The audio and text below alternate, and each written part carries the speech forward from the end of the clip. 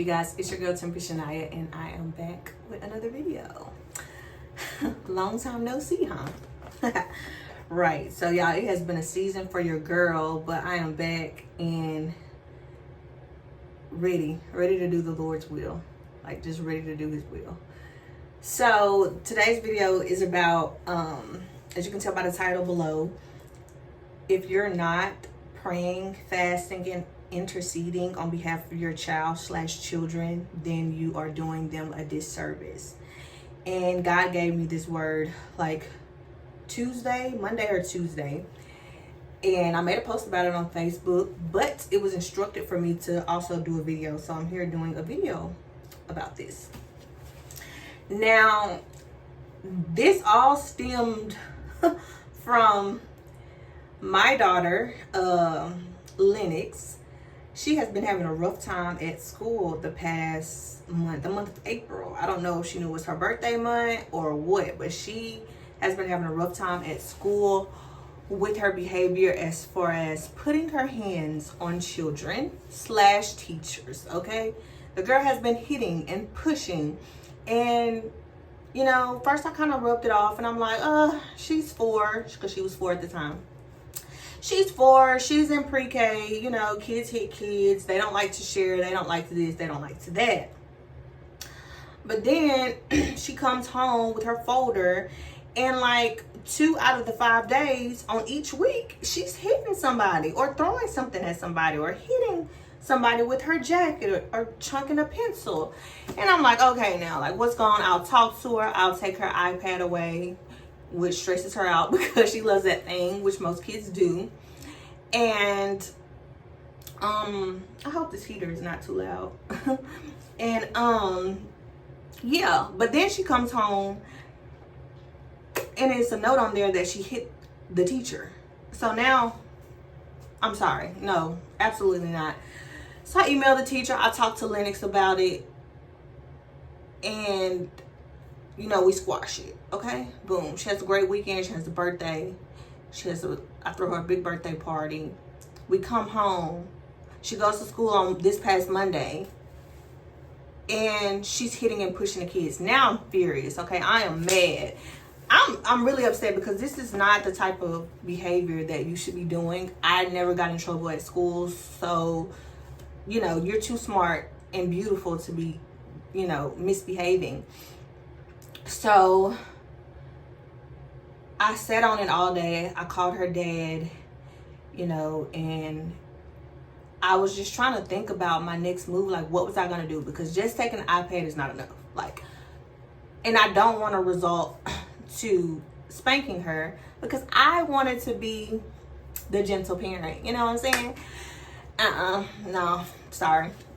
So when she got out of school, we talked about it. We handled what needed to be handled, and I took everything away. And I made her do homework all day long. And mind you, she's 5 now. And you know, later that night, God put in my spirit, maybe you need to start praying for her right now. Like, I know that you pray for her well-being and for her to be protected and to be safe, but I need you to start praying for her future. I need you to start praying for her behavior. I need you to start praying for her emotions. I need you to start breaking and binding generational curses. I need you to start going to war in prayer, okay? Because our parents, unless you like had really like Christian godly parents, they weren't just spending time in prayer for us unless something bad was happening or we were being disobedient or whatever the case may be. They weren't doing that. Like, that's kind of like a grandma thing, you know the saying, like, half of us are alive, most of us are alive today because of our grandmother's prayers. It was like a grandma thing. And so I know for a fact, I'm pretty sure my mom prays for me, but I don't think she was really going, you know, to war in the spirit in regards to me or any of her children. I don't know. I could be wrong. But that's something that I wanted, especially not at 5 years old, okay? Because she was still outside. So she wasn't doing it when I was 5 years old. So now that Lennox is 5, which we should be praying over our children all the time, but God just reminded me, it starts now. Like, it starts now.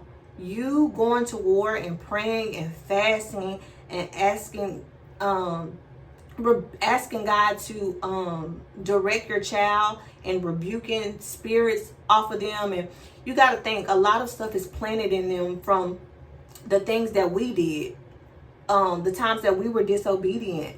A lot of that stuff passes down to the next generation. So that's upon our children, and it's not their fault. It's because our disobedience that passed down to them. So you got to start repenting, going to war and fasting and all of that in regards to them. And God put that on my heart. Like, you can't just take stuff away or spank them, or like, you really got to pray. You really got to pray.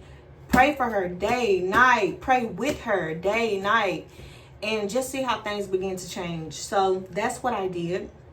And in Proverbs 22:6, it does state that start children off on the way that they should go, and even when they are old, they will not depart from it. Teach your children how to pray. That's important. The first thing I taught Lennox was her grace. Before she eats, you need to say her grace. You want to make sure that the food is protected. You want to make sure, you don't know who's preparing your food, so it's important to say your grace. You don't know if something's wrong with the food that could cause you to have a stomach virus. You don't know, you don't know nothing, okay? It could be a witch back there preparing your food, okay? And so it's important to pray over your food. And so my daughter knows that. She's been saying her grace since she was like 3. She's 5 now. And so recently, before this incident happened, I've been teaching her also how to pray for people, how to, grab their hands and bow your head and close your eyes and say a prayer. And she does that. And like I said in my post, half of the time I don't even know what she's saying, but the seed has been planted. And that's the type of things I want my daughter to take with her when she gets older. So once she's dealing with anxiety, depression, she's having a hard time, she don't know which way to turn, that she can get on her knees, that she can pray, that she knows who God is. I grew up in church, and my grandma tried to do the best that she could, but at the same time, my mama wasn't, doing, because she wasn't rooted in the Lord like she was supposed to, so she couldn't help me with that. So that's basically what we're supposed to be instilling in our children, a prayer life. Like, they need to have a prayer life. Yes, at 5, they need to know how to pray. Like, at 4, at 3, when they can talk. Like, you're supposed to be doing the things to lead them closer to the Lord, okay? Now, I'm not going to say things are not going to happen. Everybody has to go through their own stuff. Everybody has to learn. Everybody is going to have bad days, but in the times that they do have those days, I want my daughter to look back and say, wow, my mom taught me how to pray. My mom taught me how to fast. My mom went to war in the spirit behind me. Like, she did what she was supposed to do. So, now, I can grow up and be able to do those same things. So that's basically what the message that God was trying to relay. You need to be praying. You need to be fasting. You need to be interceding on behalf of your child. If your child is continuously having a bad day at school, being bad, you keep whooping them, you keep taking stuff, but they keep doing the same thing. Okay, stop. Whatever spirit is upon my child, Lord, I need you to remove it in the mighty name of Jesus. Like, you really need to put your hands on them now. You got to be rooted first. Don't just be putting your hand on a child and you not rooted in the spirit.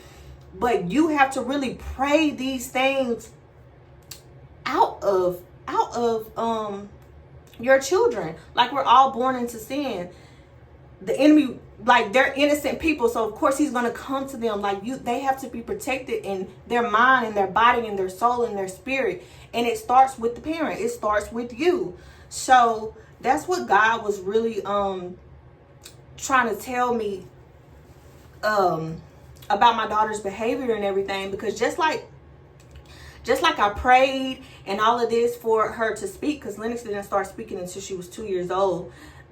because she had a whole bunch of ear issues and she had to get ear tubes. So before she had the ear tubes, she couldn't hear and all of that. Just like I prayed and I would put my hands on her and ask God to heal her in that matter, he did. Now she talked too much. Let me not say that. She talks a lot and she talks really great.